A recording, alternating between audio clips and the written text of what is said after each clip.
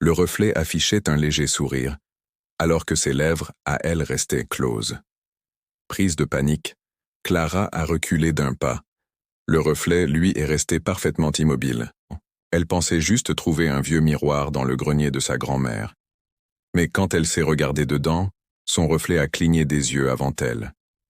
Clara venait d'hériter de cette maison isolée, perdue au milieu de la forêt. En explorant le grenier poussiéreux, elle est tombée sur un grand miroir orné recouvert d'un voile de saleté. Curieuse, elle a soufflé dessus pour dégager la surface, et son propre visage est apparu. Mais quelque chose n'allait pas. Le reflet affichait un léger sourire, alors que ses lèvres, à elle, restaient closes. Prise de panique, Clara a reculé d'un pas. Le reflet, lui, est resté parfaitement immobile. Puis lentement, sa main s'est levée et a commencé à gratter la surface de l'intérieur, comme si le verre était une fine paroi entre deux mondes.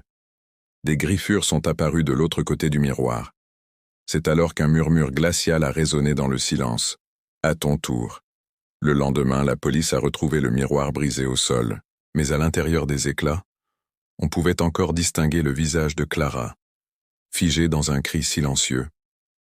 Tu veux que je te raconte l'histoire du garçon qui, lui, a réussi à sortir de son reflet?